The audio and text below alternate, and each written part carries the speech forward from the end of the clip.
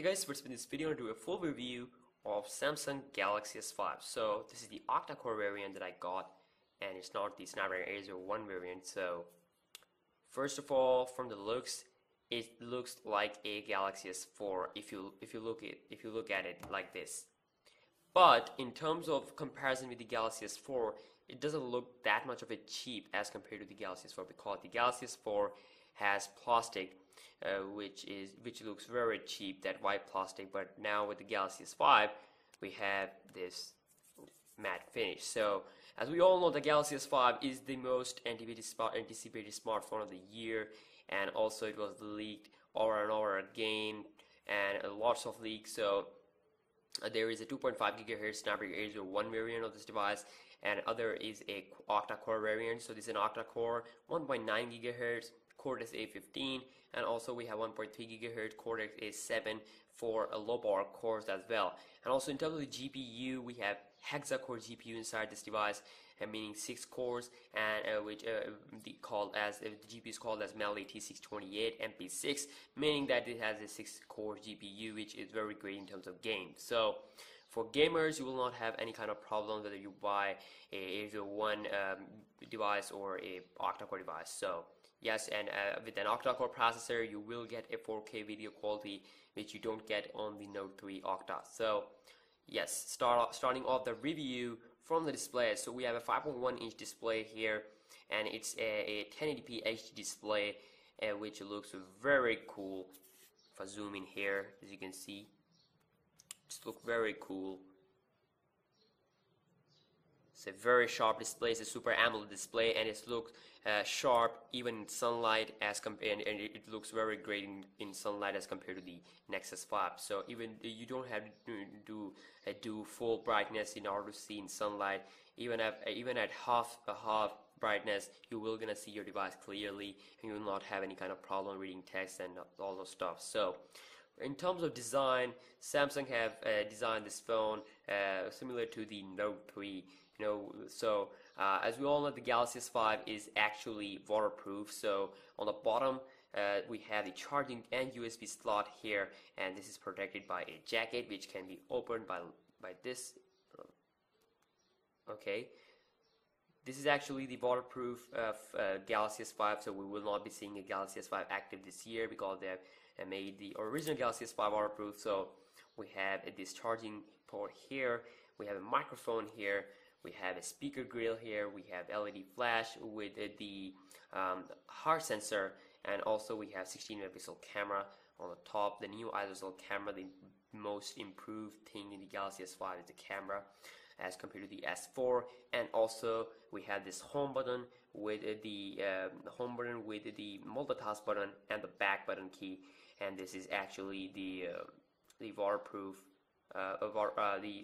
waterproof fingerprint sensor here, and which works pretty well as compared to the iPhone 5s, which has some problems in terms of recognizing your fingers. So, and on the top we have 3.5mm headphone jack with the microphone here.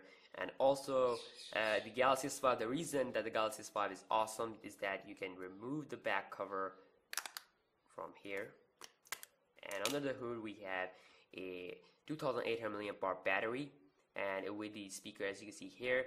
And also we have the SD card slot here, and down below the SD card you can enter your SIM. So as you can see, the back is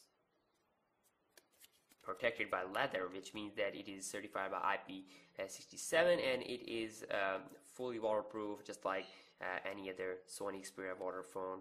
So it's definitely Samsung's first waterproof phone, other than the Galaxy S4 Active, so which was a very great phone indeed in terms of waterproofness. So some Russian dudes have actually tested out the Galaxy S5 in water, and Galaxy S5 can sustain water up to 1 or 2 meters and up to 2-3 minutes, and sometimes. So I will be testing out water personally. I will make a video about that. So yes, the next main thing here is the fingerprint sensor, so which works pretty well, as you can see. So all you need to do is to swipe your finger slowly, and it's gonna say recognize, and it will gonna unlock your device. So unlocking your device, you will see a TouchWiz software here, As you can see, from the looks, it looks the same as compared to the Android 4.3 Jelly Bean. From the looks, it doesn't look that much similar, as we know that TouchWiz is same, but they have introduced magazine stuff. As you can see, we have magazine here, and swiping down, we have the notification bar, S-Finder, and Quick Connect. And so as you can see here, we have a lot of options. So what's new here? So we have ultra power saving mode in the Galaxy S5, which is a new thing with the Galaxy S5. And also we do get all those same goodies, smart stay, smart pause, and other kind of stuff that we get on the previous S4 is now available on the S5. But ultra power saving mode is good if you want to conserve your battery. It actually downclock your processor as well as GPU to conserve battery, which works pretty well. Let's check out the settings here. As you can see here on the settings, we don't have the list, the black list that we get on the other Android devices. We have now a cool little interface here, a cool settings, quick settings, network connections, connect and share, sound and display, which works pretty great. And also, let's see about device. You can see Android 4.4.2 KitKat. The Galaxy S5 is running the latest version of the Android 4.4.2 KitKat. And also, we might see a Google Play edition of the Galaxy S5 soon. I'm not so sure about that, but at the moment you can root your Galaxy S5, but there is no custom ROM available at the moment. So, and when they will be available, I will be installing custom ROM on this device. We will see how the Galaxy S5 performs in custom ROM, but currently the Galaxy S5 is on top of the mountain. Even though it's an octa-core variant, it's not that much of a clock speed up to 2.5 gigahertz that we get on the 801 variant, but it is definitely the beast here. So on AnTuTu benchmark, Galaxy S5 is currently the top of the mountain. As you can see, 36,157. If we compare it, if you see here, as you can see, RAM excellent, 2D graphic excellent, everything excellent. If we compare it with other devices, ranking, the top device is the Galaxy Note 3, and if we compare it with the Galaxy Note 3, as you can see, my Galaxy S5 scores 36,157, while the Galaxy Note 3 scores 34,652. So this shows that the Galaxy S5 octa-core is actually very powerful, and the GPU is performing at its peak. So the next thing that we get here is an improved camera. This is a new 16 megapixel camera that has a lot of features. Actually, you have a selective focus where you can selectively focus some things you want to capture. You can blur out just like a DSLR, and also you have different kind of settings here.